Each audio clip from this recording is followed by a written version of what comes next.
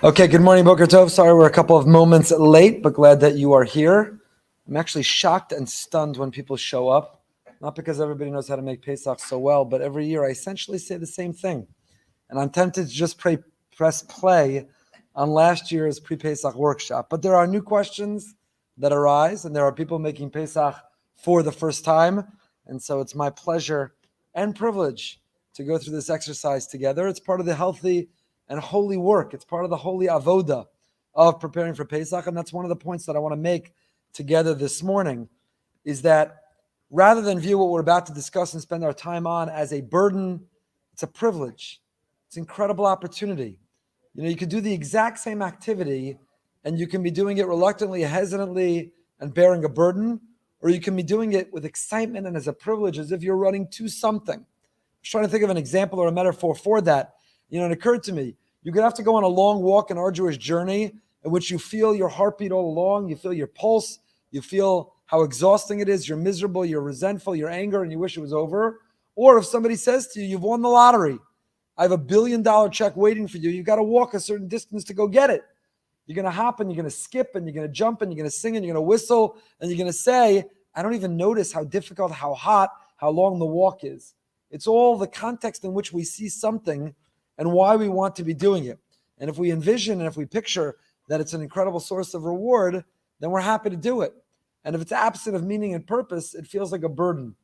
And so I think that attitude when it comes to Pesach is critically important. But let's get started. I want to first of all thank our sponsors, Abraham and Dawn Pomerantz, in memory of his beloved mother, Chavi Pomerantz, whose yahrzeit is on the third day of Pesach.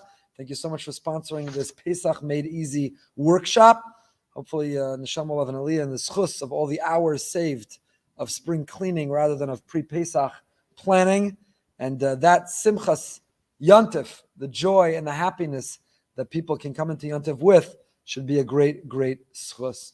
So as I mentioned, even before we dive into the specifics, which we're going to do our normal tour of the house, then we're going to take a tour of the kitchen, then we'll take a tour of the supermarket, and go on lots of tours together today. You don't have to be tested for corona before or after this tour. So we're going to go on this tour together. Before we dive into the tour itself is to take that step back. And again, the attitude.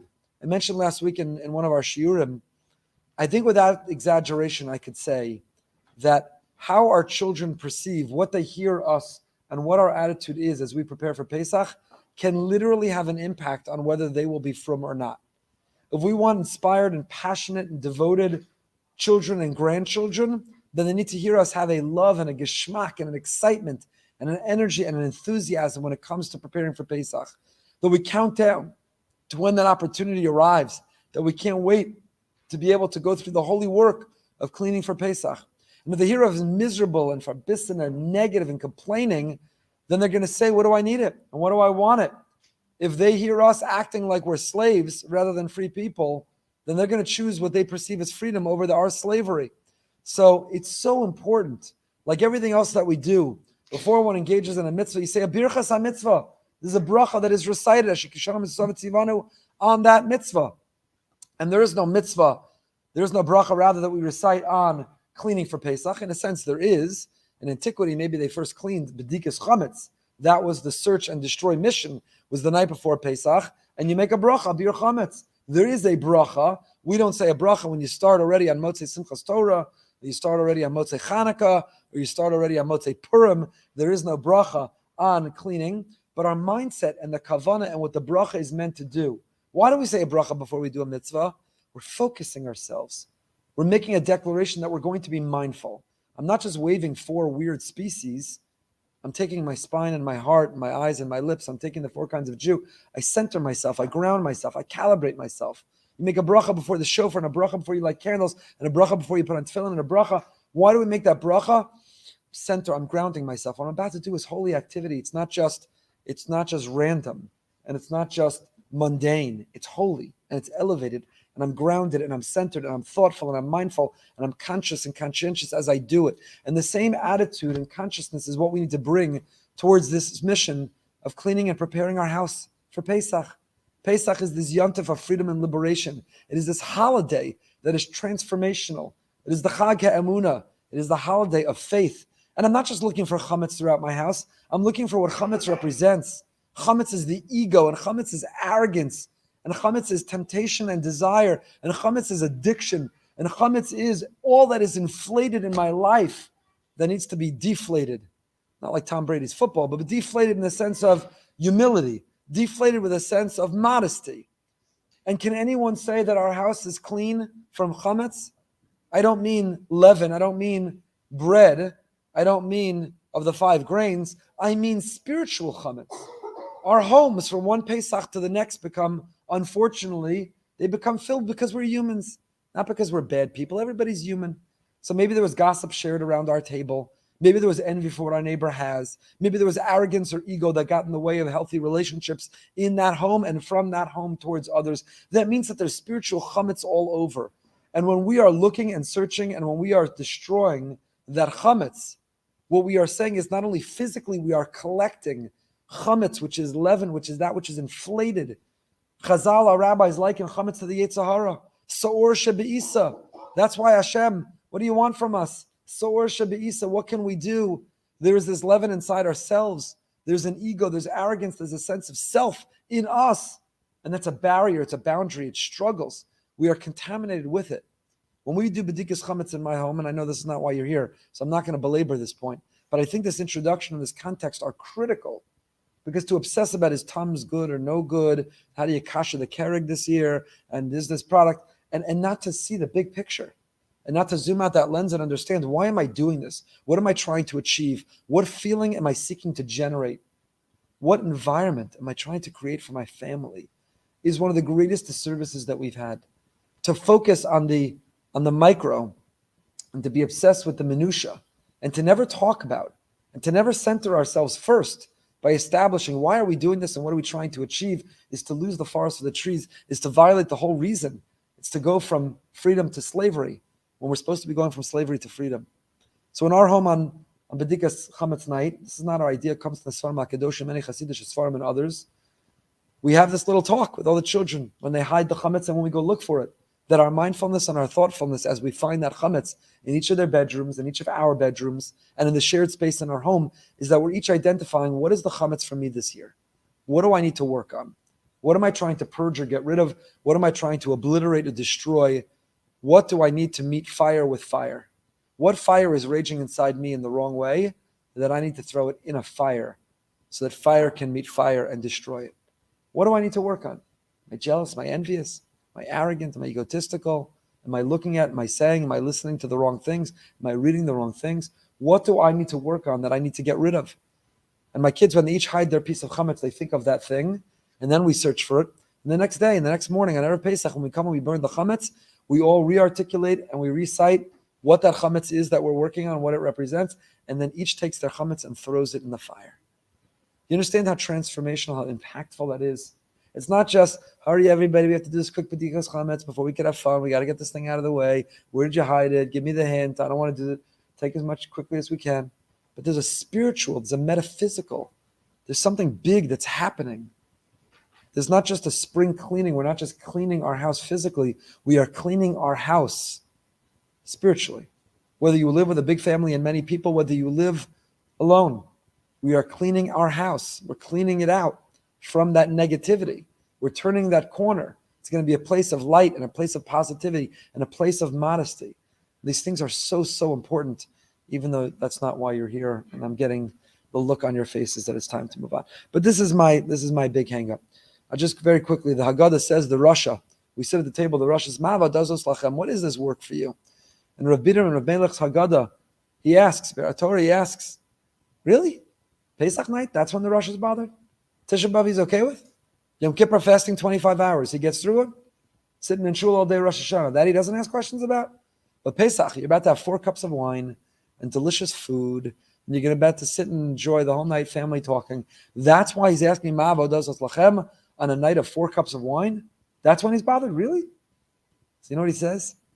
He says we have it wrong. We think the Rosh is asking Ma'avo dazos. What is this whole Seder? What is this whole Haggadah? But he's not asking. Finally, he's sitting down and he's looking at his mother and his father and he's saying, Maha avodah zos lachem. All I've heard you do for the last 30 days is krechts and complain and grunt and sigh and moan and groan and be miserable. Maha avodah zos lachem. What is the point of all this work for you?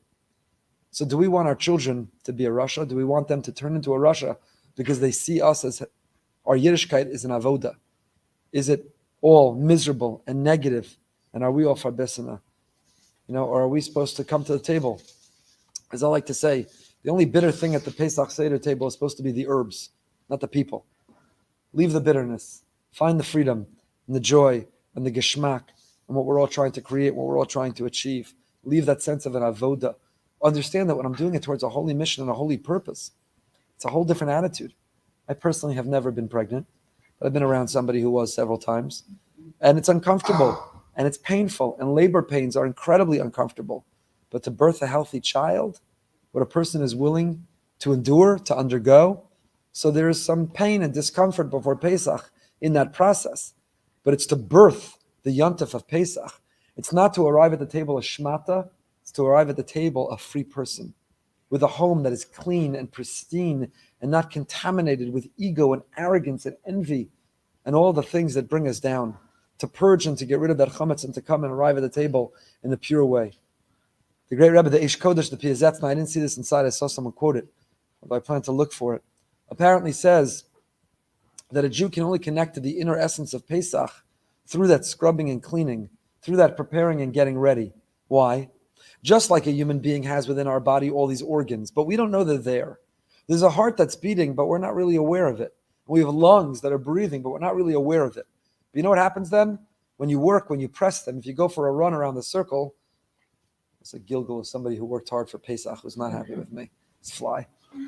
So then what happens? You go for a run around the circle, and all of a sudden when you're done, your heart's beating and your lungs are working overtime. And by working, by pressing yourself, now you're highly aware of all the organs inside your body. So Holy Piazetzna says, only time to find the hidden holiness of Pesach is by working. You got to get the spiritual organs working. When the spiritual organs are pumping and working, that's when you tap into the holiness and the beauty of Pesach. And that's what we're trying to do. And that's what we're trying to achieve. Stay mindful. Stay focused. Do what you have to. Get ready. We're about to clean for Pesach. Get ready. We're about to cook and kasher for Pesach.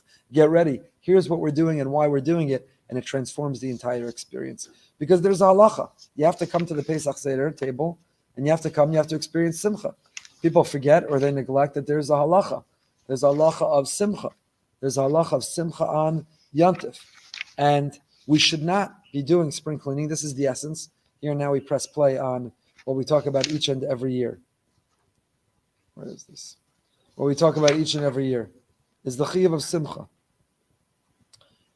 Spring cleaning versus Pesach cleaning.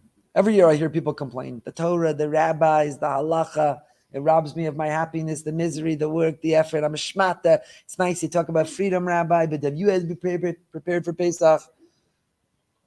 And they don't sound like that, but they do sound like that.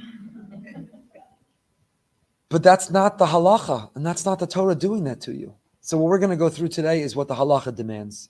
And anything that you're doing above and beyond it, you're welcome to, but don't blame the Torah, and don't blame the rabbis, don't blame Hashem, and don't blame the halacha, and don't blame anyone in your home or your family. You can come to the table well-rested and happy and prepared and spiritually prepared of having learned and listened and attended shiurim and read through Haggadahs. So the key thing that we're going to focus on is the difference and distinction between Pesach cleaning and spring cleaning. If you are on a ladder, if you are on your hands and knees, if you're holding a toothpick or a toothbrush, you are doing spring cleaning, not Pesach cleaning. If you're following the halacha, you never need to be on a ladder, you never need to be on your hands and knees, you never need to be moving a major appliance out of its spot, if you're following the halacha. And therefore, I contend that you can clean your entire house in a matter of a few hours. If you want to do spring cleaning and empty every drawer and every closet and every bookshelf, then do it in November. Do it in August. Do it when you have time during the 3 weeks. Do it during Sefirah. Do spring cleaning whenever you want. Don't blame the Torah and don't blame halacha. Follow the halacha. Pesach, take my life into my own hands, is not a big deal. Cooking is a big deal. It's many meals and many guests. Kitchen, kashering can be a big deal. But cleaning the rest of your home doesn't have to be and shouldn't be. We have a Torah prohibition of owning chametz. We, in fact, have many prohibitions. It's an unusual halacha. We go through this every year. There are 3 positive commandments. Lahash bi sa'or, we have to get rid of chametz and leaven. Le'echol matzah, positive mitzvah to eat matzah, and the Saper B'tzias Mitzrayim, a positive commandment to tell the story of the exodus of leaving Egypt. 3 positive commandments, 5 negative ones. What are the 5 negative ones? You can't eat chametz. Lo le'echol chametz from chatzos on Erev Pesach. Le'echol chametz, you can't eat chametz on Pesach. You can't eat a mixture with chametz. And then we have unusually Bal Yirah and Bal Yamatzah. You cannot see chametz you own. You cannot find chametz you own. This doesn't mean that you can't see chametz in general. You're allowed to walk through the supermarket and see the shelves that have chametz if you don't own it, but you can't see chametz you own. You can't find chametz you own. Chametz is unique. There are 5 characteristics of chametz that make it not only unusual, make it unique. Number 1, we have a special prohibition not only against chametz, but against mixtures containing chametz. Normally there's one prohibition, and if something, an ingredient, is in a mixture such that it is identifiable, it's a problem. But here the Torah gives us a specific prohibition against even a mixture of chametz. Number 2, we have 2 prohibitions against not only eating chametz, you're not even allowed to possess chametz. Chametz is our arch enemy. For 1 week, chametz is the absolute arch rival, our adversary. And you're not only not allowed to consume it or eat it, you're not even allowed to possess it. That's Bal Yirah, Bal Yamatzah. You got to get rid of it. Number 3, we have a positive commandment to dispose of chametz. Not only do you have to eat it, you have to dispose of it. In fact, according to some, if you've cleaned your house so well that there's no chametz anywhere to be found, how do you fulfill the mitzvah of biur chametz? How do you burn chametz on Erev Pesach? How do you fulfill the mitzvah of tashpisu? There's a mitzvah not only to have the result of a home free of chametz, but to actively destroy chametz. How do you fulfill it? Rabbi Yehuda, chametz is a big discussion. Do you burn it? Can you throw it into the wind? Can you flush it down the toilet? How do you fulfill the mitzvah of tashpisu? We have a separate prohibition of burning chametz. Number 4, chametz is aser bahana. You're not only not allowed to possess it, you're not only not allowed to eat it, you're not allowed to benefit from it. So there's a question. Can you own stock in a company that owns chametz? Can you feed chametz to your dog? Can you gift chametz to a non-Jew who has no prohibition of chametz? These are all questions because you're not even allowed to benefit from chametz. Number 5, and this is the one that's going to be the sticking point for us, chametz is aser b'mashehu. Chametz is prohibited even in the smallest, most negligible amount. Chametz is not prohibited in a kazayas or a kabetza, an olive or an egg. Chametz is not prohibited at some large amount. Chametz is prohibited in any amount at all. B'mashu, even a tiny, small amount. What constitutes chametz? What is the definition of this search and destroy mission we're about to enter together? We're going to go around home. We're going to take a tour of a home and talk about what we have to do. Well, what are we looking for? What is this arch rival? What is this enemy? What is this great adversary known as chametz? The Rambam says chametz comes from the 5 types of grain. This is how we pass in Shulchan Aruch. Namely, wheat, spelt, barley, oats, or rye. Any mixture made from the flour of the 5 types of grain with water that sat for 18 minutes or more is chametz. If it sat for 18 minutes or more, that is chametz, the 5 grains. What about kitnios? Kitnios is not chametz. What is kitnios is a big discussion. Ashkenazim adopted upon ourselves in the Middle Ages that, for one of 2 reasons, it's a debate. Either because legumes, beans, legumes, lentils, they used to be sold in bags, in sacks that were packed. And in order to bulk them up and to weigh them down, flour was added or grain was added. It got mixed in. So the Ashkenazi rabbis in the Middle Ages said, if we allow you to cook or bake using them, there's a good chance you're going to consume actual chametz. Nobody has the ability to filter through these legumes and these kitnios and eliminate the real chametz, the grain. You're going to come to eat chametz. So it was a stringency. You're not actively eating chametz, but you might come to eat chametz, so they said no kitnios. Number 1. Number 2 possible prohibition is anything that can be manipulated and turned into something that looks like chametz is prohibited. These legumes you can grind and turn into flour, and from that flour you can make things that look like bread, and if we allow you to consume those, you might come to actually eat bread. Today, you go to the supermarket and you have kosher lePesach bagels, kosher lePesach rolls, kosher lePesach bread, kosher lePesach hot dog buns. If the rabbis were alive today, they would have said that's prohibited. That certainly would be included in kitnios according to that second reason. Sephardim, the contemporaneous Sephardim, did not accept the prohibition of kitnios. Ashkenazim did accept this prohibition of kitnios. One thing we all know, all agree on, is that kitnios absolutely is not chametz. It is a stringency that we follow, which means that if a person is sick, they can eat kitnios. A child can eat kitnios. If kitnios makes contact with your utensils, they're still kosher. They should just be clean. They don't need to be kosher. You could eat in the home of a Sephardi if you're invited for a meal on Pesach. They should tell you what's kitnios for you to avoid. Don't eat it, but you could eat off the rest of their dishes. Because kitnios is not chametz, we just treat it with this stringency. Kitnios is nullified. Even though chametz is also b'mashu, chametz is prohibited even in the most smallest negligible amount. Kitnios, because it's technically not chametz, is we apply bittul, it does get nullified. It does get nullified. So we have to get rid of the chametz in our homes, not the kitnios in our homes. You're allowed to own it. Kitnios is not prohibited to own. It's not prohibited to benefit from. So if you're feeding your pet kitnios, that might be your best option. It's permissible. If you're feeding your child, because all they'll eat. So many baby formulas have kitnios in them, and that's permissible. For a child or for an ill person, that is permissible. Okay, so that's the difference between what is chametz and what is kitnios. We are looking for chametz in our home. Chametz results instantly when the grains are exposed to hot and salted water or to water. So we have to be very careful. Chametz is asur b'mashu. Chametz is prohibited with anything. Why is it asur b'mashu? Not important right now. It's fascinating, but we're not going to get into. So how do we get rid of chametz? We employ three separate parallel methods. Number one, the Gemara seems to say at the beginning of Pesachim, that bittul would be enough. I'll let you in a little secret. Technically speaking, from a biblical standpoint, you just stand in the middle of your home, and you fold your arms, and you say, I hereby relinquish any ownership of any chametz. You're done preparing for Pesach. Strictly speaking, biblically speaking, you're done. Bittul. I hereby disown, I disassociate chametz. It's not a problem in you, it's a problem in me, but we're over. We're done. I have no relationship with you. I have no ownership over you. We are done. Bittul Chametz. Strictly speaking, Bittul Chametz is good. Done. What about Bal Yirah? You're going to see the Chametz in your home. You're not violating Bal Yirah. Gemara Pesachim says, you only violate Bal Yirah when it's your own Chametz you're seeing. But that's not your Chametz anymore. You've relinquished ownership.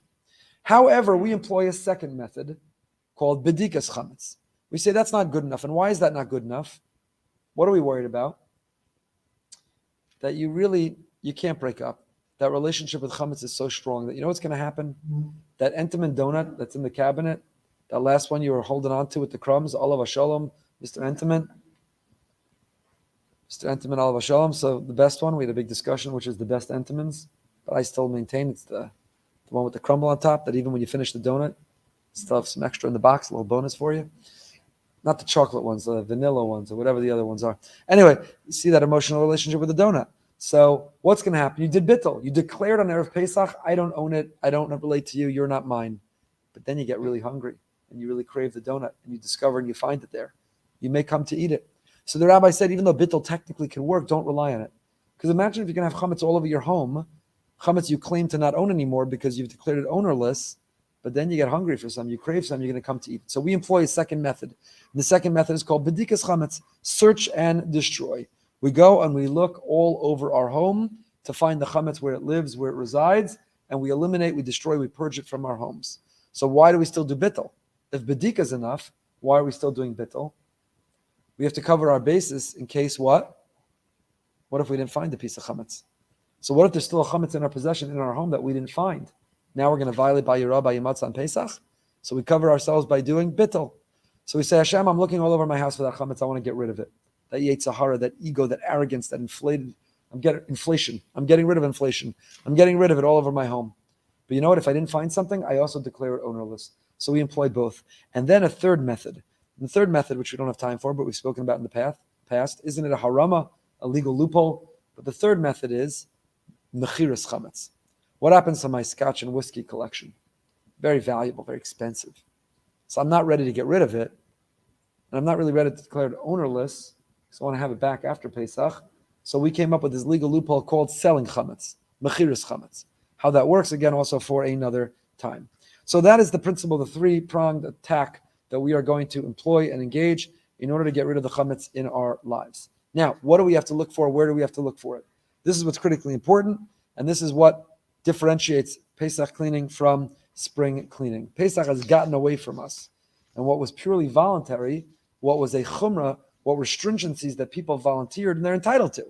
If you want to drive yourself crazy, wipe down every surface, use a toothbrush and a toothpick, clean out ceiling fans on a ladder, and you were going to be happy and skip to the Seder and not blame anyone, then do it. No one's stopping you. It's beautiful merit. You're going to go above and beyond the scrubbing and cleaning. More power to you. But if you want to know what halacha demands versus what you are doing that's extra, here we go. Definitions of chametz, of seek, and of possession are all very clear. Areas and places where chametz never brought, do not need to be cleaned or checked.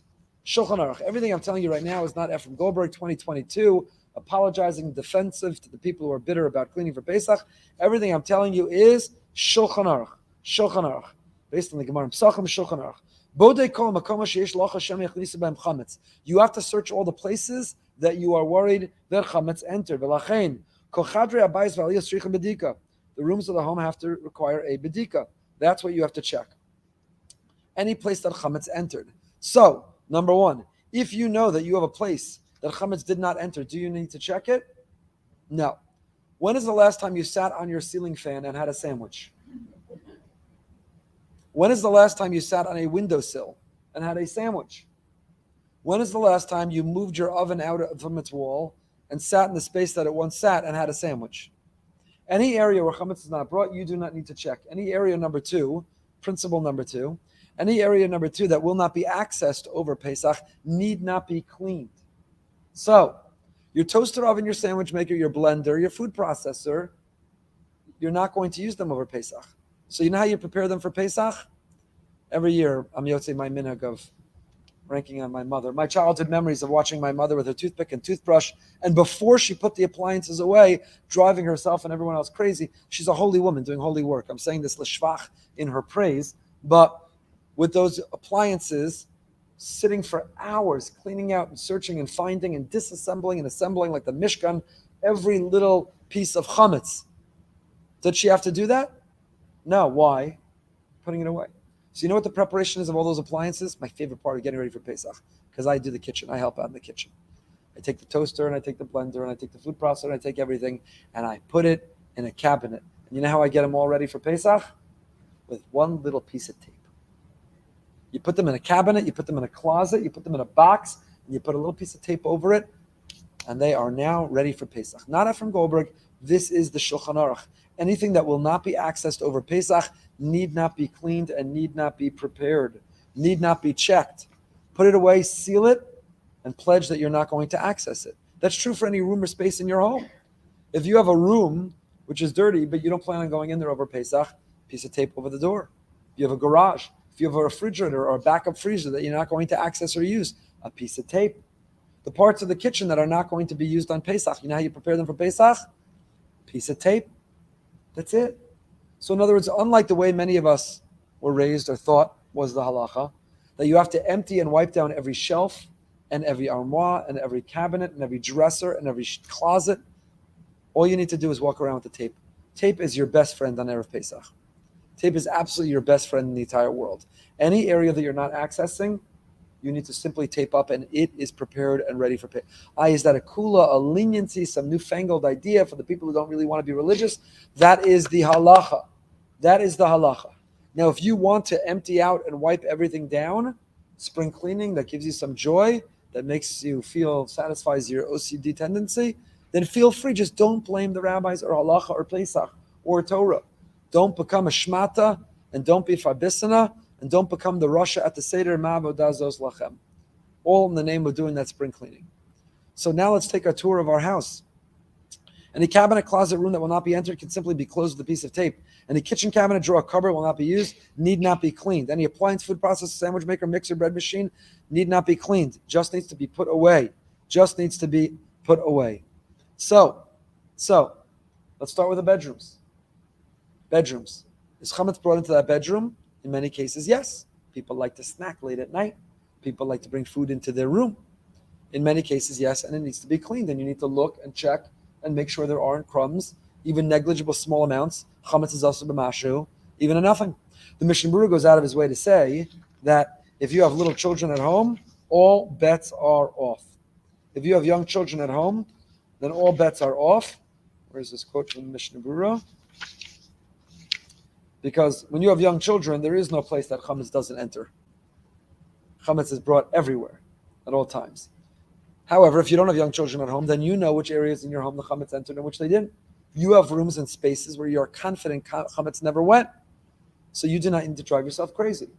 So when we look through, when I do Bedikas Chametz at night, and when Yocheved really, to her tremendous credit, prepares and cleans the house for Pesach, she goes into each room and she opens the drawers.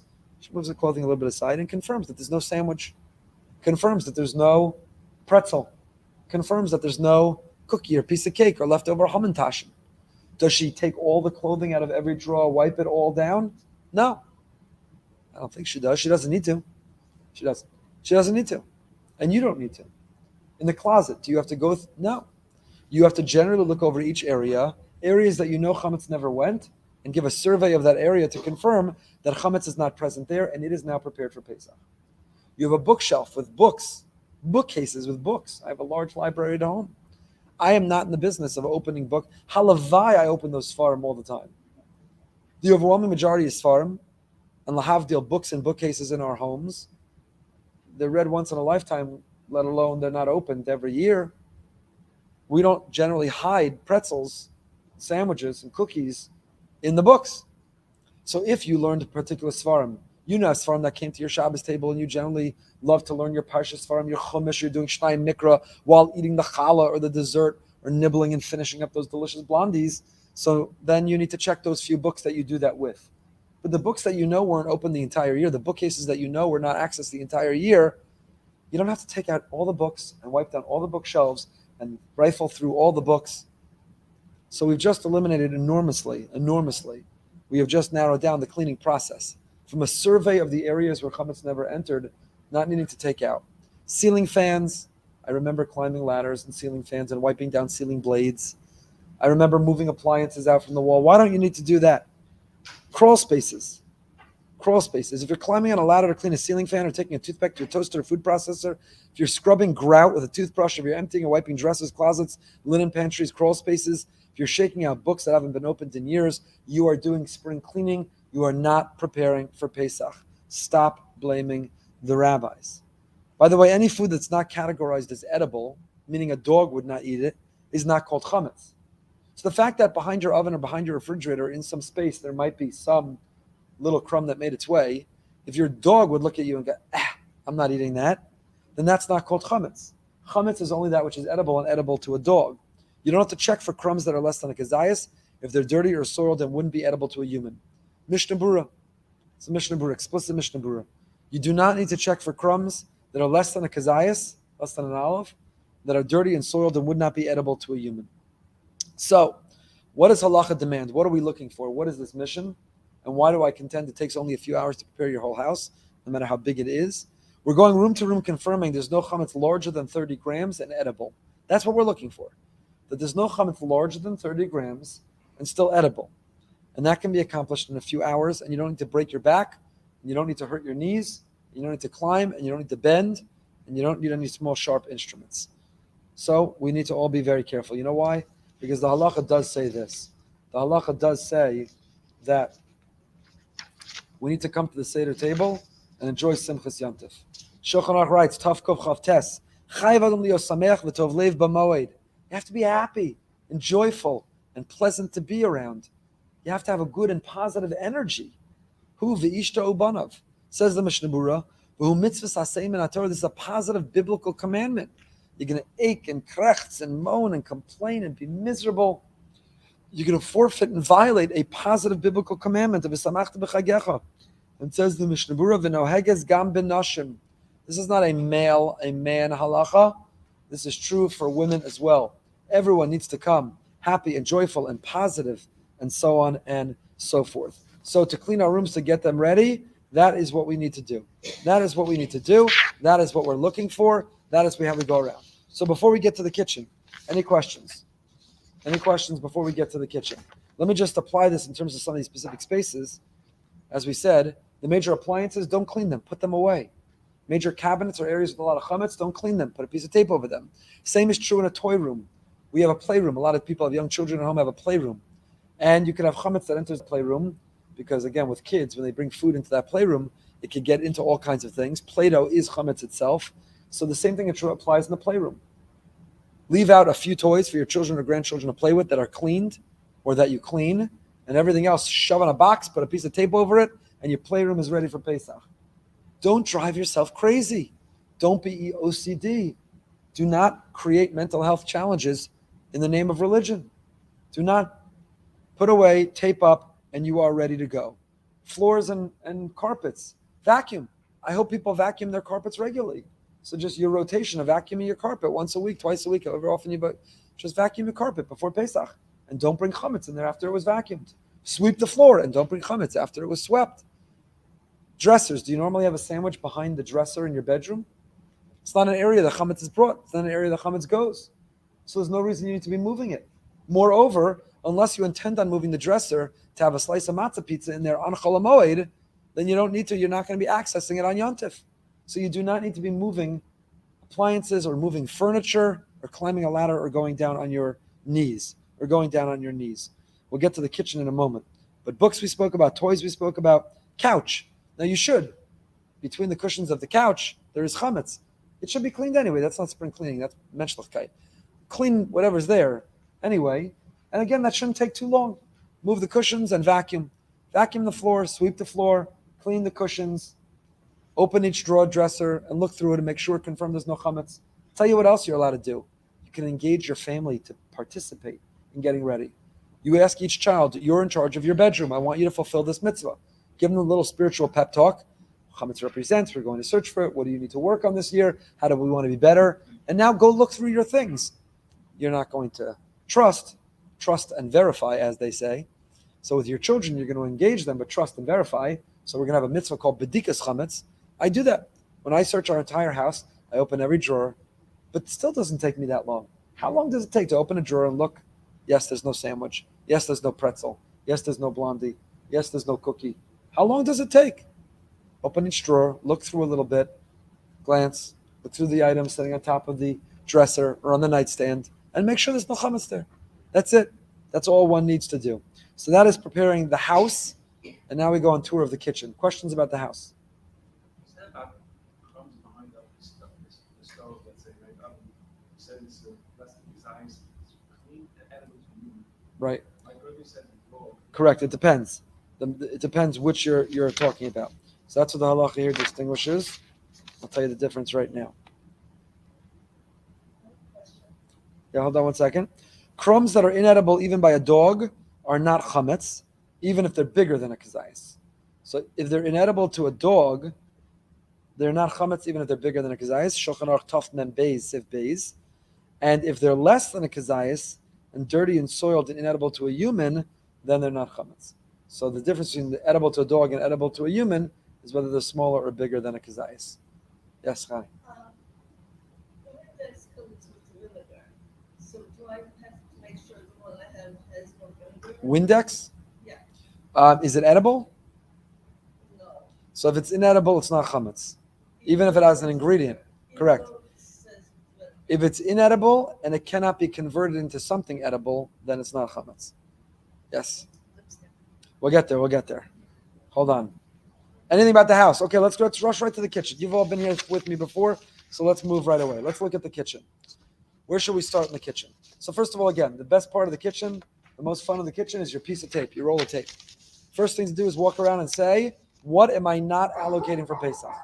So we have a cabinet or two that we're going to put our Pesach things in. That needs to be wiped down, and that you should put a piece of paper or towel or something on. But if you're not going to access it for Pesach, then put a piece of tape. Tape is the greatest friend you ever had. Major appliances go in box, tape them up. Cabinets, taped up. So your whole kitchen right away now, 80% of your kitchen is ready for Pesach. Just because you had a roll of tape, 80% of your kitchen is ready for Pesach. What about the cabinets you're going to use? Empty them out, wipe them down, put some paper towel. Good. That's the cabinets.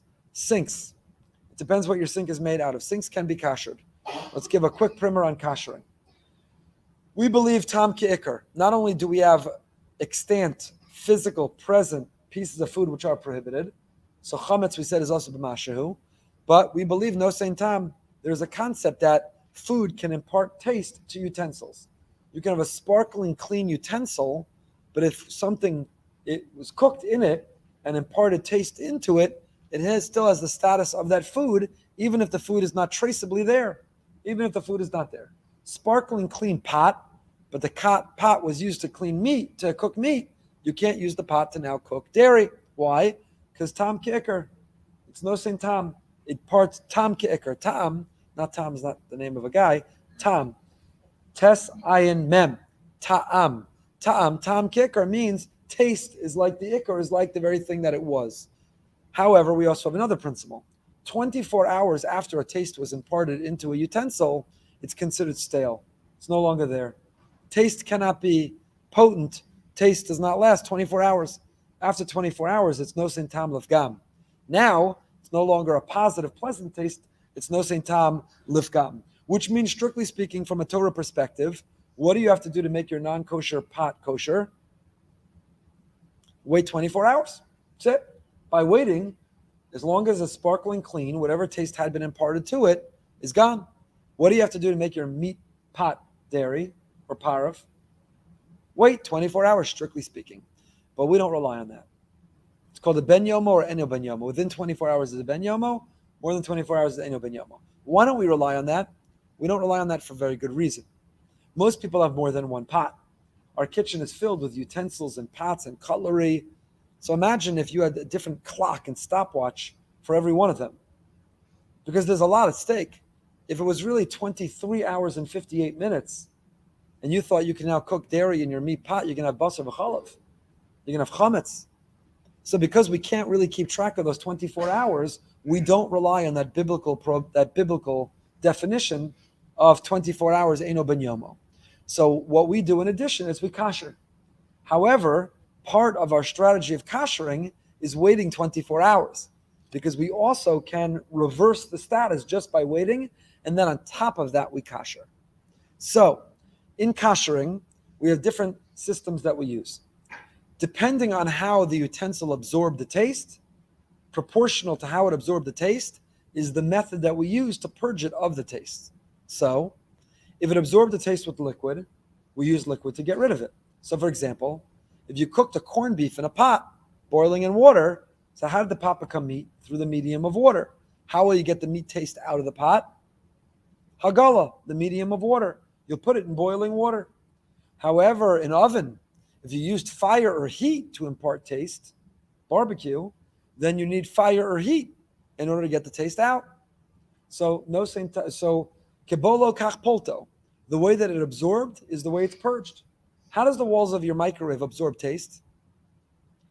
Not through liquid, nor through heat, but how? Steam. The microwave works somehow.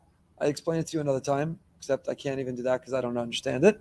But somehow the microwave works, not with heat, and there's no liquid, but steam. So how do you get the flavor, the taste out of the walls of the microwave? Steam.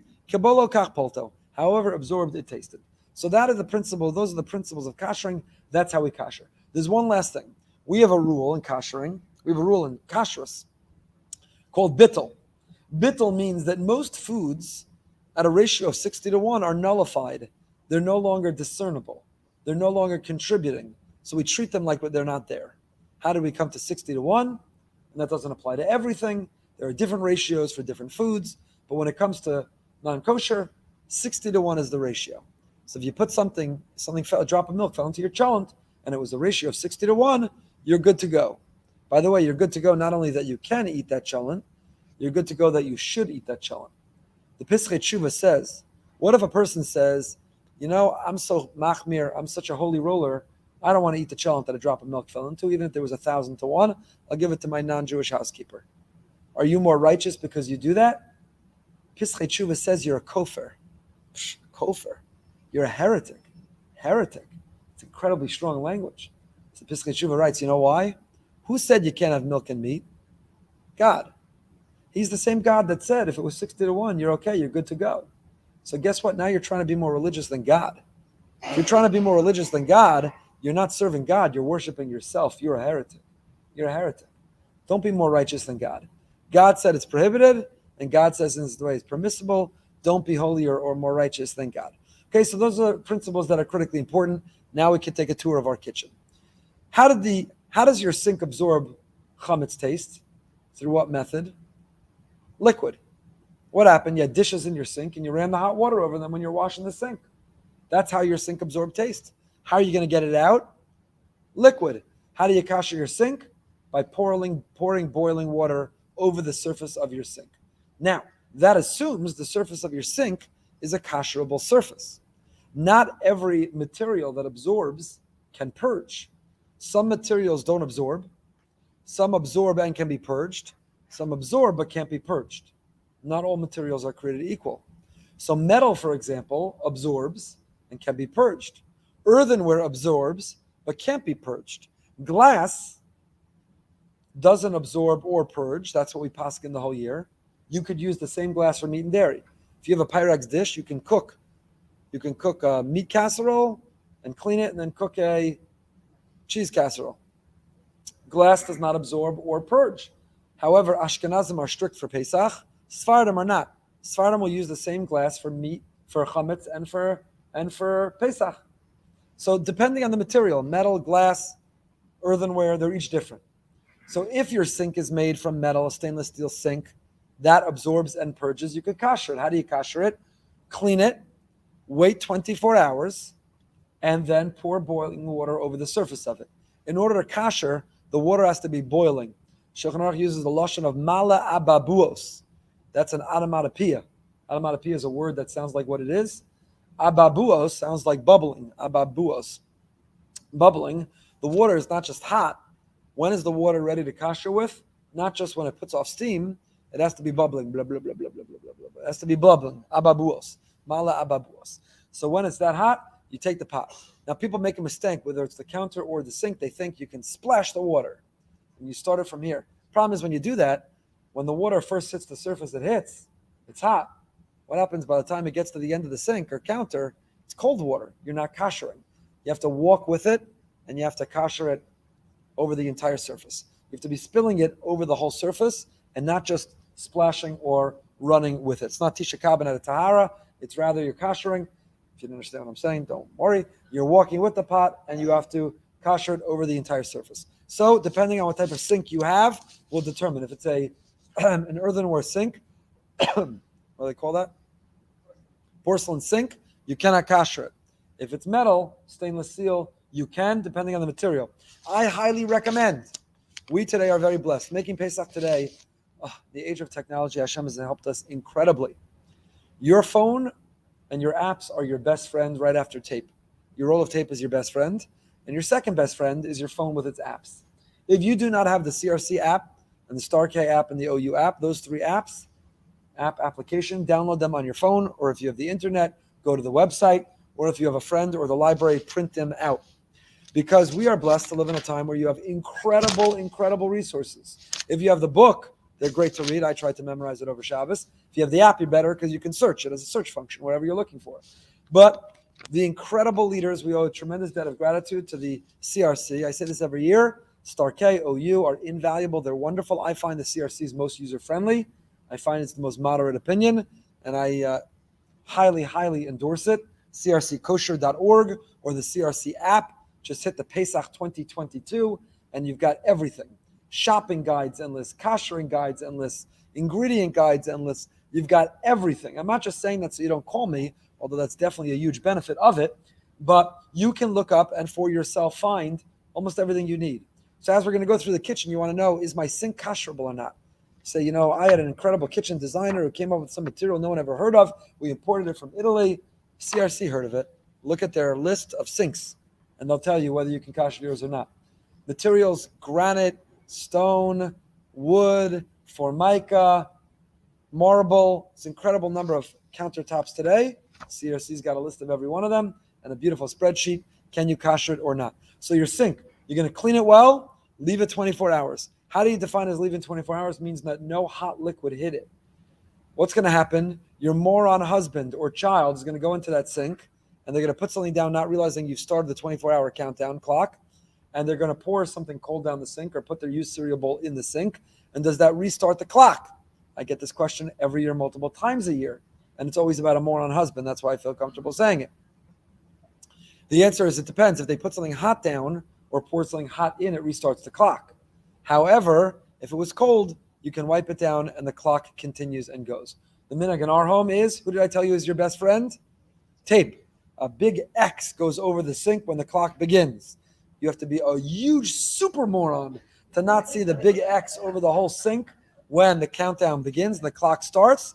Do not put anything in that sink for the 24 hours. So clean it well, wait 24 hours. Yeah, you can do that too. Put something over it. You clean it well, wait 24 hours, and then kasher the sink by pouring boiling water in the sink. That is the sink. Don't forget to also kasher the knobs of the sink. They need to be cleaned very well. Don't forget to kasher the spout of the sink. And then many sinks today have the pull-down hose to reach hard-to-reach places. First of all, you have to turn it over to kasher the spout. Some of the guides say that if you have a filter on the end, you should replace it for Pesach. If it can unscrew, you can put it in the pot of boiling water and kasher for Pesach. If it's a filter that, I don't know how chametz is getting through there or why that's such a concern. If you have the hose, be very careful. The hose by definition is made up of small areas. Make sure they're cleaned well and pour the boiling water over. We paskin, it's a big debate, can you kasher rubber or plastic? You can kasher metal. You cannot kasher ceramic. Can you kasher plastic? Is a big debate. We paskin the OU, the CRC paskin, you can kasher plastic. Hard plastic. Hard plastic can be kashered. So the hose of the sink, some say better not to pull it down and use it the whole Pesach, or you could pull it down and you can kasher that. Pour the boiling water over the surface of the sink, over the knobs, over the spout, over the rubber hose that is coming out of the sink as well. Okay? Any questions about the sink? Yes? Oh, good. Good. Some have a special kashering pot. There's a minhag Yisrael, some of the special kashering pot. However, the halacha is, and many rely on, any pot that hasn't been used in 24 hours. Chametz pot, a milchik pot, a fleshik pot, any pot that hasn't been used in 24 hours can be used for kashering. Okay, sinks. Yes. You should clean the crevices of the sink before you kasher. Correct, because otherwise, when you pour that boiling water, you're just going to continue to impart the taste of the chametz zasu b'mashehu. Here's another rule, though. I don't know how it would work in your sink, but any area which is hard to reach or you're struggling with cleaning, this will be very relevant on the accordion plastic around your refrigerator door, is spray a caustic spray. Because remember what we said? If something's inedible, even to a dog, it's not chametz. So if you have a spray of something caustic, something which will make it inedible, something not poisonous, I'm not trying to kill anyone in your kitchen, but something caustic and inedible, you can make it not chametz. You could take away its identity as chametz. Identity crisis. So you could take away its identity as chametz, and then so in a hard to reach place, I don't know if you should do that in your sink, but you do need to clean it well before pouring the boiling water. Let's go right over not over the sink. What's over the sink? Nothing. Let's go to countertops, the natural next place to go. Clean the countertops well. Again, 24 hours. Nothing hot can be put on a countertop for 24 hours. Pour boiling water along the surface of the countertop. You can't, again, run and splash it. You have to walk with it and hit the surface as best as possible, each of the surface areas of the countertop with the hot water as you go. What countertops can be kashered? Formica, we paskin, can be kashered.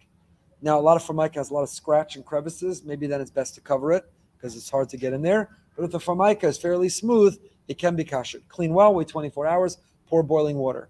Granite can be kashered. Even wood can be kashered, but it's complicated, often has scratches and cuts in it, so it's difficult. If you're either concerned that you're not going to kasher well, one of the principles in halachas of kashering is that if it's delicate and you feel you're not going to kasher it well, then it's not considered kasher. So if you know yourself and you're going to be so delicate, when we redid our kitchen several years ago, because we had a different pipe break, when we redid our kitchen several years ago, and the next year Pesach, I was all prepared to kasher the kitchen as usual, my wife told me not over her dead body. Why? Because when you splash that water everywhere, it doesn't just hit the granite countertop, it runs down into the cabinets, and now it can warp the cabinet doors and the cabinets and everything else. So that was the last year we kashed our countertops with boiling water, but we cover the countertops. And I want to tell you right now, this is just a personal editorial comment, not a halacha comment. When I was growing up, we had a white formica kitchen, and we had specially made for Pesach hard boards that were made to fit the countertops, and they were covered with like a royal blue, like tcheles blue, paper what's it called? Contact paper on them. And, it was someone's job. We cleaned the kitchen, and when we were ready to convert the kitchen, to transfer the kitchen, we carried those up from the basement. We don't have basements here. And the kids, we loved it. It was like a puzzle. Which piece fit in which place, and it was great. But you know what the result was? For the week of Pesach, the kitchen looked different. When you looked at the kitchen that week, you knew it was a Pesach kitchen. And Motzei Pesach, when we reversed it, and you cleaned and you put everything away and you wiped it down, and who is going to take it off and put it back downstairs in the basement, all of a sudden the kitchen looked like the rest of the year kitchen again. And we now have that in our kitchen. Again, there's a side benefit. It's just an editorial comment. This is not halacha. But I think it's a beautiful benefit that your kitchen looks different. Your home feels different. So we did the same thing.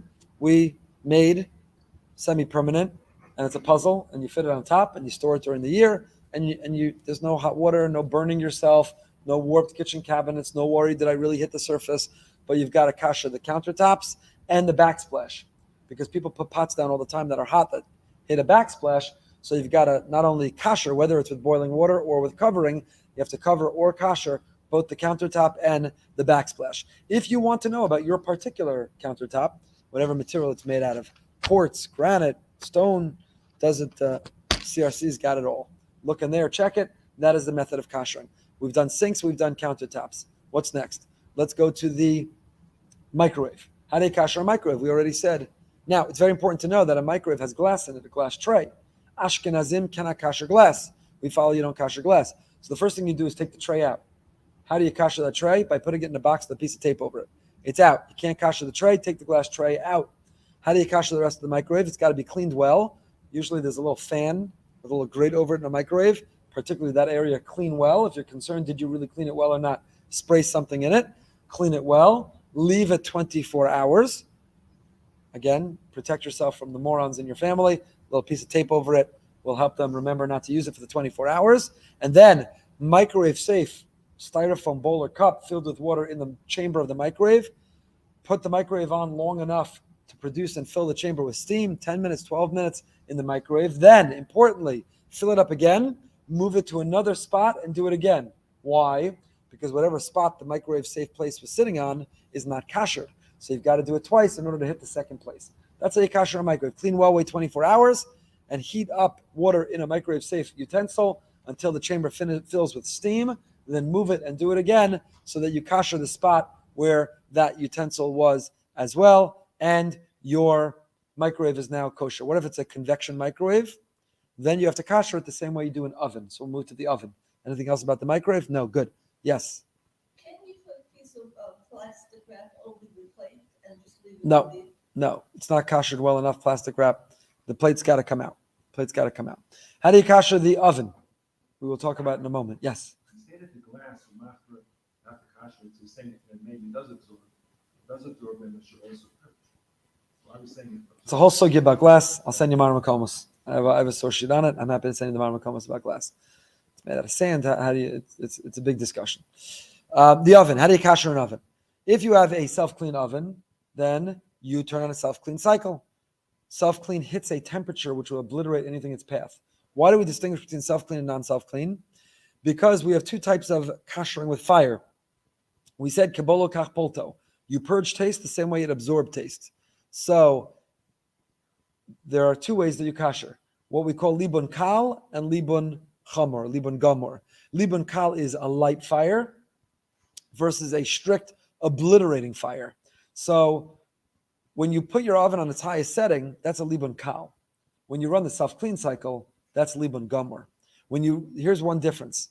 Normally with kashering, we wait 24 hours to add that extra layer of protection, because after 24 hours, everything is kosher anyway. Eino ben yoma no sintam lefkam.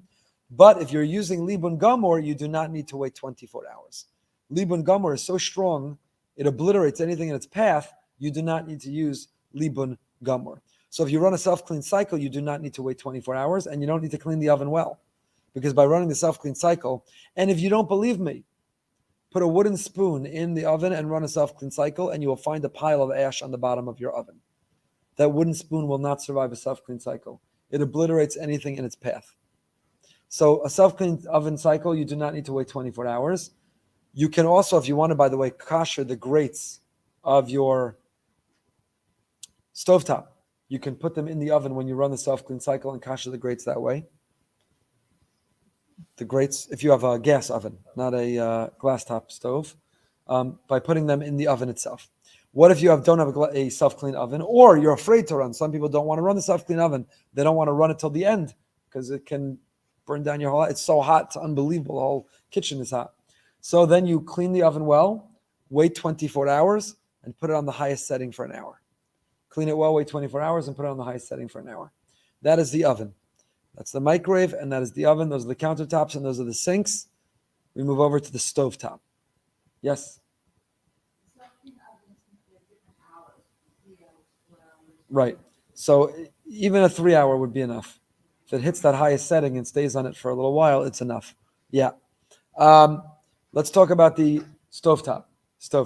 So the old gas stovetop that had a pilot light, you kasher by covering all the area underneath the grates, and you kasher the grates by leaving the stovetop on the highest setting for 20 minutes. All the fire is going to automatically kasher the grate on top of it. You cover everything else, and you're good to go. That was the old days when we lived up north. That was the easiest way to kasher, and that is the proper way to kasher a gas top stove. What about a electric stove with the electric coils? So similarly, not glass top, the electric top. I don't even know if they make those anymore. You turn each of the coils on until they turn red, glow red. They're kashered, and you cover the area in between with tin foil, including the knobs, or you can kasher. In our home, we take the knobs off and we put them in a pot of boiling water. We kasher them. We cover the area behind the knobs, but the knobs itself you can kasher. Lastly, what about a glass top stove? Glass top stove. Every year the agencies come out with different ideas and suggestions, but I'm going to stick with what we've said all along that I spoke to my Rebbeim, and this is what we do. Turn the burners each on high till they glow and they're kashered. Don't do all four at once because it's incredible heat. You can crack your glass top stove. So do two at a time, one at a time, 10 minutes, 12 minutes till they glow, and that area is kashered. When they're cool, don't do it when all the burners are hot, and this is complicated how to heat the water to do it, but pour water over the surface of your glass top stove. Even though we paskin stringently that glass can't be kashered, even Ashkenazim technically hold it can. So even though we don't rely on that for Pesach, here it's an additional layer. And then most importantly, try not to put anything down on Pesach in the area in between the burners. So the pot can go on the burner. The pot, I get asked this every year, even if the circumference of your pot is bigger than the area of the burner, it can go on the burner. But try not to put down the spoon or the lid or anything in between the areas of the burners. Several people sent me this year. Apparently, I don't know which scientists were working on this, but they came up with, it looks like a towel that you could put down on a glass top stove and put a pot on top of that. It's not dangerous, it's not flammable, and you can put the pot on top of that, which I guess is an additional layer. I guess is an added chumrah. If you buy that and it's Pesach, you still need to kasher the glass top stove, but it's an added layer of putting it on top of that. So that is how you kasher the glass top stove as well. Do not cover your glass top stove. You will break it. It will crack. No matter what anyone writes or tells you. Don't cover it. Been there, done that, don't do it. So leave the burners on high till they glow and they're kosher. An additional stringency, pour boiling water over the surface of the glass, and not when all the four burners are hot or you'll crack your glass top stove. Most importantly, try not to put anything down in the areas between your burners on Pesach itself. Okay, good. The glass pot is with fire with the coils on gets 1,000 degrees. Doesn't it surface around if you're hot enough to kasher? Yes, that's why all of this is. So you need to put hot water. Long before glass top stoves, nobody was talking about there's another major appliance in your kitchen that has a lot of glass in it, and nobody talked about how are you allowed to kasher it, namely your oven door. So you see that we are relying on, and it is possible, and it's a big discussion. Why? I said leave aside the lumdus in the background of it, but that's how you kasher the glass top. Yeah. For the stove, you said you don't have to let it wait for 24 hours. Stovetop, you should clean it well, leave it for 24 hours first. Stovetop, you do. Yeah, stovetop you do also. The only thing you don't have to wait 24 hours is something you're doing libun gamur on, which is the self-clean oven. Everything else you need to wait 24 hours. Cook dinner and then put the salt thing on and start cooking for Pesach. Correct. But everything else you have to wait 24 hours. No, you don't have to run the self-clean twice. No. The racks can be kashered in the self-clean and in the oven itself. Correct. Some have a stringency to cover the racks for Pesach if it wasn't self-clean, but right. Right. No, right, because that's steam, this is heat. So that's why it's different. You don't need to do it twice. Yes. Till they glow red. They say 10, 12 minutes till you see them actually glowing red. Till they would singe a fire. Correct, that's it. Dishwasher. Can you kasher a dishwasher? Maybe. Again, some have stainless steel dishwashers. We said you could even kasher plastic, hard plastic, but a dishwasher is very difficult and complicated to kasher. It's filled with a filter on the bottom and grates and crevices and small and cracks and racks, and it's very, very hard. So some say it can be. I recommend you don't. I know that's not pleasant for Pesach, but I think it's very complicated and difficult to kasher for Pesach, and I recommend not kashering it. If you're following the opinions that you do, so again, clean it well, especially on the bottom, the filter and the grate. Well, wait 24 hours and run it on a cycle. Keurig, can you kasher your Keurig machine, your espresso machine? The answer is yes. What you do is clean it, wait 24 hours, take out the area that holds the cup with the pin, put it in boiling water, and then run a cup through the Keurig, and a kosher Pesach cup through the Keurig, and now your Keurig is kosher for Pesach. Do your cups need to be kosher for Pesach? We'll skip right to ingredients for a moment. The answer is yes. I spoke to Ray Fishbane, the head of the CRC last week, and he told me some I don't even know, some ingredient that is in a lot of these K cups. So you have to look at, I think the OU Pesach guide may have a list of, the cups aren't going to say OUP, but we know they've investigated which ones are okay and only use the ones that they are confirming are okay when it comes to the Keurig. What else is in your kitchen that you might want to kasher? A hot water urn. Can you kasher your hot water urn? Do you need a separate one for Pesach? So, did chametz ever make contact with your hot water urn? If you never brought bread or chametz to the hot water urn, then it's okay. Then you don't need a new one. If you did, or you washed it with vinegar, as some people do, or washed it with chametz things, then it's a problem, and you should get a Pesach hot water urn. Your hot plate, your plata. If it's a glass warming tray, it cannot be kashered. If it's that plata, you clean it well, wait 24 hours, plug it in and leave it in for an hour, and then cover it with tin foil, and you can use the same one for Pesach. Yeah, underneath. That should also be cleaned very well, yeah, because there's steam that goes up there and then comes back down. It doesn't need to be covered, should be cleaned very well. Covering it can be dangerous, yeah. Yeah. The hood, yeah, you can't cover it.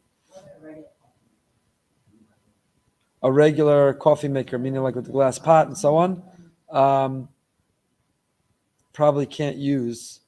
I don't know if it can be kashered. And it would need to be kashered because not all coffee is automatically kosher for Pesach. And yeah, the glass pot is can't be kashered unless you're Sephardi. A lot of instant coffee on Pesach. What else in the kitchen? Hot plate and the refrigerator. Thank you. We didn't talk about the refrigerator. The refrigerator should be emptied, wiped down, cleaned. There's a minhag Yisrael to put something down in it. Be careful, it's perforated or you'll break your refrigerator. Observe the minhag by putting down some paper towels, but you don't need to drive yourself crazy by arts and crafts project of taping together paper towel to make sure that every square millimeter is covered. It's a minhag to keep covering it, but once it's cleaned, it's cleaned. Freezer should be defrosted because chametz, if you have bread that got attached to the frost on the side of the freezer, so the minhag is to defrost it, clean it well.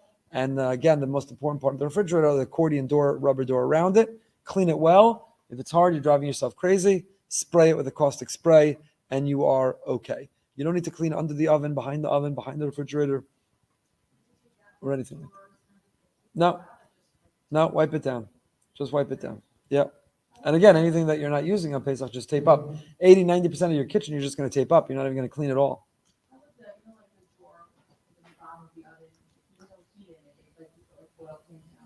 Yeah, that should be taped up for Pesach. But what about a warming drawer?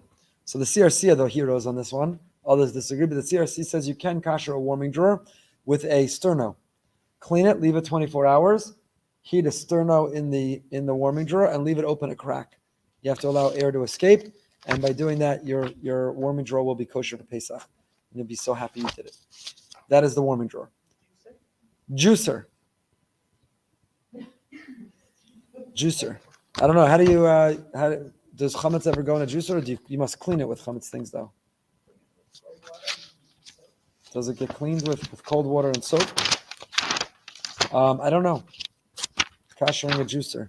Let's see. Is it in the OU's beautiful picture here? Sink faucet, dishwasher, hot water urn, tea kettle. Somebody asked me about the kumkum. Tea kettle needs hagala. pouring boiling water on it. Stove, stainless steel sink, ceramic sink, faucet, microwave. I don't see it talking about. I'll try to look into the juicer, the juicer. Somebody online is asking about steaming countertops. Every year I talk about this. Every year I suggest somebody should come out with something, and every year nobody does. So people try to go to Bed Bath & Beyond and buy one of those clothes steamers and think you can kasher that. You cannot kasher with steam. If the taste was absorbed with liquid, steam is not liquid. So the only time you could use a steamer is if the steam, when it hits the counter, is producing a liquid, and the liquid is hot, yad saledisbo. Industrial steamers produce steam that when it hits the surface is liquid, and the liquid remains that temperature. But the overwhelming majority of steamers do not produce that. So I say every year, somebody should create a steamer for kashering for Pesach that will meet the criteria and get a hechsher, and everyone can use it. To the best of my knowledge, nobody has. And so I do not recommend using a steamer to kasher. Some people pour water along their, I'm not even going to say this out loud because I don't want anyone to try it because it's crazy dangerous. So I'm not even going to say it with an iron or a steamer and heat the water that's on the surface, but don't even try it at home. Very dangerous. Don't do it. Either pour the boiling water, Eroy, or cover the counter is better. I think we covered cleaning the house, and I think we covered kashering the kitchen, correct? Yes.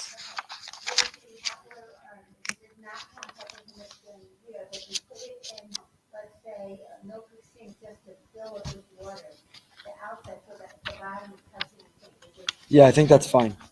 The bottom is on legs touching the sink. It's not actually touching the basin of the sink. You're okay. Yeah. How would a counter without kashering the counter was different? It has to be meaningful enough that taste is considered kadei klipa, that it's not going through it. So tinfoil would not be enough. Tinfoil would not be enough. It needs to be a harder plastic or something else, some board material or something like that. Okay. Any other kitchen questions? Yes. The stuff that's in your refrigerator, you don't want to throw out all the new bottles of soy sauce. Oh, good question. Excellent. So some have the minhag not to sell chametz gamor. Some of the practice that they don't sell real actual chametz. So you need to know whether something is real chametz or not. And the CRC very conveniently has a list because we don't always know what's real chametz, what's not real chametz. That's a stringency some have. Strictly speaking, many sell all chametz. So if you're putting it, you can, even in your, let's say your second refrigerator. People have a backup refrigerator.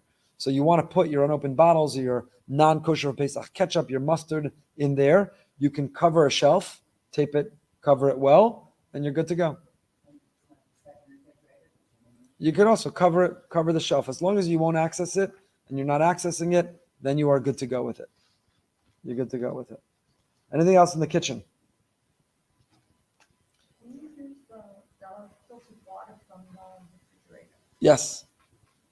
Yes. Yes.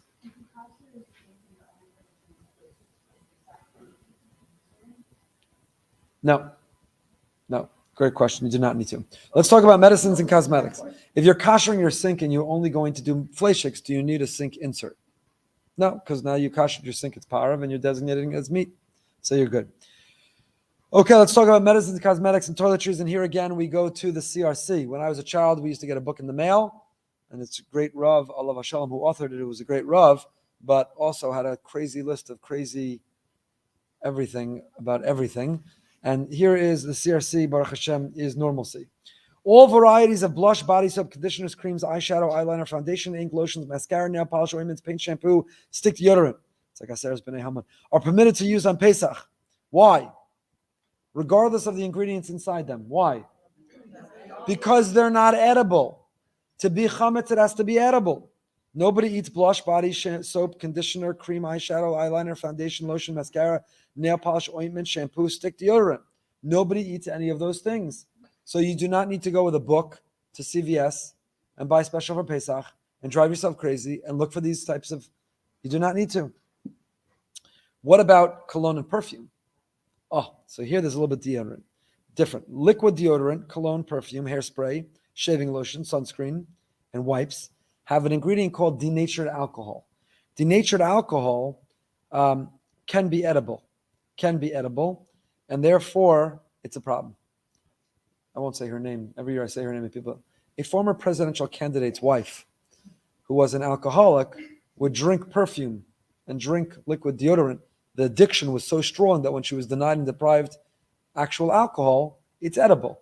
An alcoholic who's desperate will drink perfume because of the denatured alcohol in it.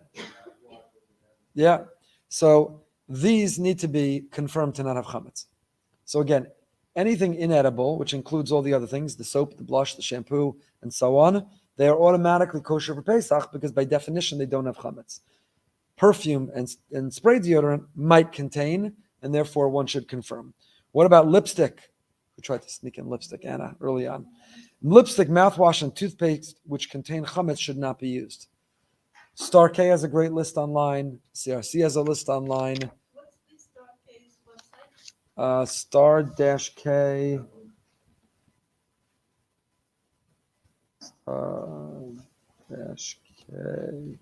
Star-K.org. Star-K.org.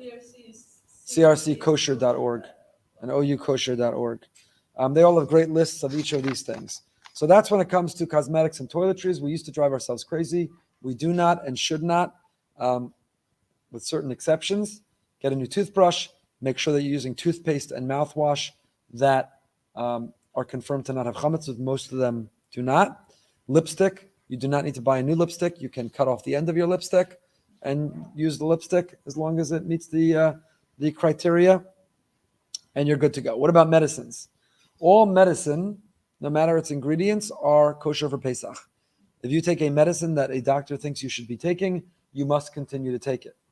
Vitamins are not medicine. The reason, by the way, Rav Moshe held that medicine is not food. You don't make a bracha before you take medicine. Not considered eating. On Yom Kippur, you can swallow 2 Tylenol, and you've not violated eating. Liquid is different. Liquid is different, or if it's coated with something that has a taste. Some people like to suck on the Advil before they swallow them. They taste good. Advil is coated with a taste, where they make certain medicines that have a taste. That might be different. But medicine, if you swallow it without sucking on it, if you swallow the medicine whole, that is not called a food, and it's not called eating, and it's not subject to the rules of chametz. So all pill or non-chewable tablet medication with or without chametz that one swallows is permitted. Vitamin and food supplements don't necessarily fall in that category. Sometimes the doctor tells you you have to take that vitamin, which for you is a medicine, and sometimes it's a vitamin. It's a nice vitamin that you take. So when it's a nice vitamin that you take, it might be a food, and you shouldn't take it unless you know it doesn't have chametz. If it's a vitamin that the doctor said you need that vitamin, you're short on calcium, you're short on vitamin D, you're short on whatever it is, that for you it's a medicine, you need it, then you swallow it, and it's non-chewable, then it's okay. Liquid chewable medications contain kitnios, can be taken by somebody who's sick, as we talked about kitnios earlier on, but an otherwise healthier person should only do it if they know that it doesn't have kitnios. Okay, that is medicine and cosmetics and toiletries. Any ingredient questions now when it comes to preparing and cooking and cleaning? Yeah. Yeah, wipe it down, clean it, but not for Pesach, just because. Yeah, I mean, you don't have to drive yourself crazy. That's inedible. It's not chametz. So for the sake of your food, you want to wipe it out and clean it down, but don't drive yourself crazy. Any other questions? One of the best benefits in the CRC on their app, under Pesach, they have shopping list. Click that. And on shopping list, they have this incredible, before the app came out, Yocheved used to print this when she went shopping, wherever she went, the shopping guide.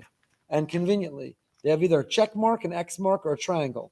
Check mark means acceptable without Pesach certification. So for example, air freshener, adhesive bandages, this is in alphabetical order, as you can tell. Blush, body wash, braces, bleach is all okay. Bags, brown paper bags are fine. Charcoal, oven cleaner, these are all okay. Then they have an X, what's not acceptable for Pesach. For example, CBD oil is not okay. Beans, bean sprouts are kitnios, they're not okay. Coriander seeds are kitnios. Play-Doh has actual chametz in it. They have an X. And then they have a triangle, which is that it's okay if it has a Pesach certification. So, for example, cheese, baking powder, sodas, oil, orange juice, they need to be kosher for Pesach. So if you want to know, does this need to be kosher for Pesach? Is it fine without it? Or is it never kosher for Pesach? Print out your shopping guide or carry it on your app and it will tell you everything that you want to know. I know you're all tempted to ask me right now, what's the status of Tums this year? What's the status of oil this year? What's the status of water this year? Look in the CRC shopping guide. I will not be your crutch. All right, I'll be your crutch. What are your questions? Yeah. Usually in past years, Kirkland apple juice from Costco was kosher Pesach. I don't see it on the OU. If you don't see it, then it means it's not. But Kirkland salmon from Costco is okay. So you're good to go. But the Kirkland If it's not there, then you can't assume it's okay. is it on the CRC or the Star K? I don't know. I didn't see it. Apple juice, CRC just says has to have kosher for Pesach. And the OU used to list it. That's why it's good to compare and contrast because they overlap a lot, these agencies. I know, but I didn't see it on, Yeah. was on the OU website. Yeah. In previous years, Kirkland was kosher Pesach. Yeah. If you don't see it, then you can't rely on it. Yes. The barbecue can be kashered. It's a little complicated. The grates need libun gomor, so you need a blowtorch to kasher the grates, and the rest of the barbecue can be cleaned, and then you cover it and leave it on its highest setting, libun kal. Or you could just get a new grate, but you still need to kasher the rest of the barbecue with heat. Yes. Yeah. Question? Yeah, go ahead. Avocado oil. What's Wegmans? What'd you say? Avocado oil is poison to Wegmans. Wegmans is a supermarket brand. Yeah, which we don't have here. Well, what page are you on? 62.